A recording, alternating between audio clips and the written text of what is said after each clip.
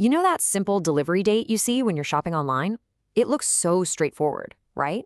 But behind that one little line of text, there is a whole universe of psychology, incredibly complex logistics, and high-stakes business strategy. We are about to pull back the curtain on this hidden world of online delivery.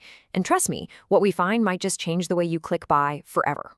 First off, let's start with a feeling we all know way too well. You've clicked buy, the money has gone from your account, and now the wait begins.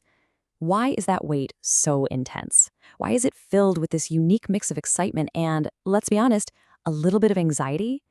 Well, it turns out there's a fascinating psychological battle happening in your brain during this time, a battle that companies are spending billions of dollars to win. For you, yeah, it's a mix of excitement and maybe some impatience. But for the company you just bought from, this anticipation gap is basically a high-stakes emotional battleground where your loyalty is either won or lost. It's not just a pause in the action. It's the very period where your entire perception of a brand is being forged.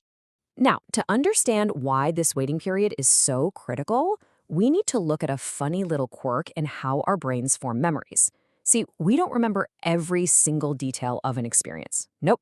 Our brains take a shortcut. They focus on just two key moments, the most intense point and the very end.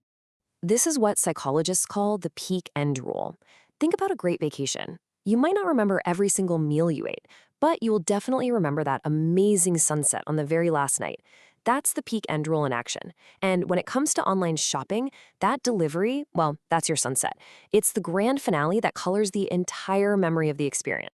And this isn't just some abstract theory. It has a huge impact on a company's bottom line. Just take the outdoor retailer Trek Gear.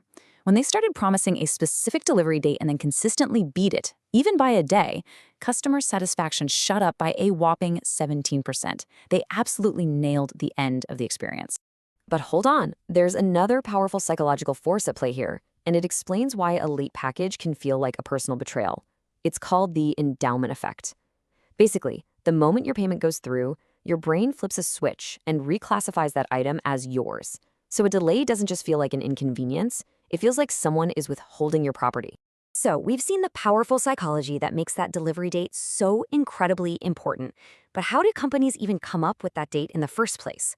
It's definitely not a lucky guess. It's a seriously complex calculation with a ton of moving parts. On the surface, the formula seems pretty straightforward, right? You start with when the order was placed, add the time it takes the warehouse to actually pack the box, add the courier's travel time, and then account for weekends. But as you're about to see, each one of these steps is its own little rabbit hole of complexity. Just think about your last online order. Did you place it before the 2 p.m. cutoff time? Do you live in a big city or a more remote area? Is the item you want sitting in a warehouse down the street, or is it on the other side of the country? All of these seemingly small details can add hours or even days to your delivery time. And then you have to factor in the delivery company itself.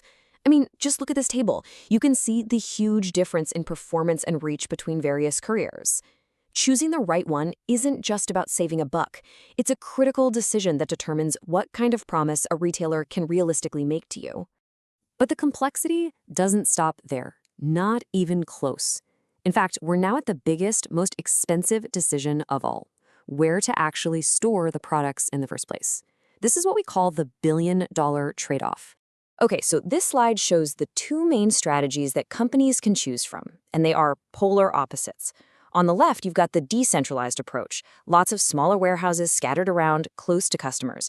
That's all about speed. On the right, you have the centralized approach, one or two massive warehouses, and that is all about saving money. It's really a classic battle, speed versus cost.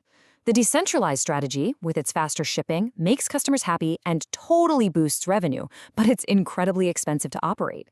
The centralized strategy saves a ton of money on inventory and operations, but you risk losing sales because of those slower delivery times. This quote from an MIT research paper just nails the problem perfectly. It's a constant balancing act, and believe me, there is no easy answer.